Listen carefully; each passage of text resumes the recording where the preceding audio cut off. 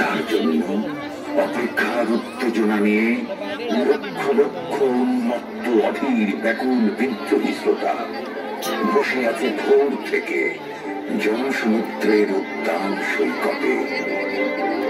কখন আসবে কবি, কখন আসবে কবি? হঠাৎ করে কবি এসে জনতার মঞ্চে দাঁড়ালেন।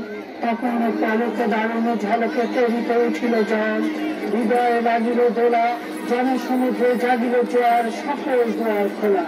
তীরদের তাহার বজ্র কণ্ঠ বাণী, গণসূর্যের মঞ্চ কাঁপিয়ে কবি শোনালেন তার অমর কবিতা খানি।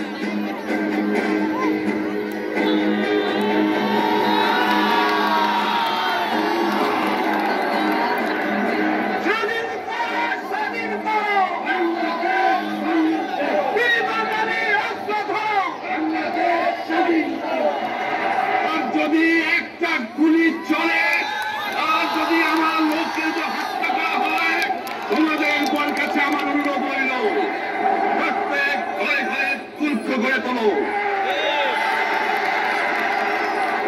তোমাদের যা কিছু আছে তাই নিয়ে শত্রুর মোকাবেলা করতে হবে। আমি যদি হুকুম নিবারে নাও পারি, তোমরা বন্ধ করে দেবে। 7 কোটি মানুষকে চাপা রাখতে পারব না, এবং তোমাদের যা কিছু আছে তাই নিয়ে প্রস্তুত থাকো। রক্ত যখন দিয়েছি, রক্ত আরো দেবো।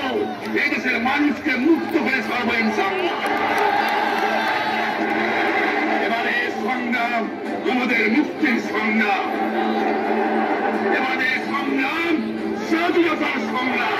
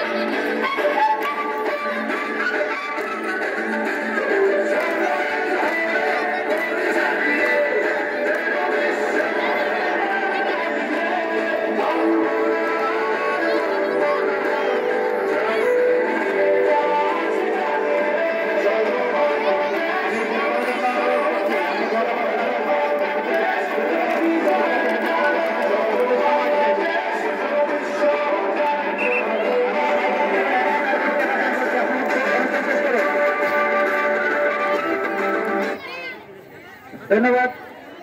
আমি ধন্যবাদ জানাই গোয়ালবাজার আদর্শ স্কুলে যারা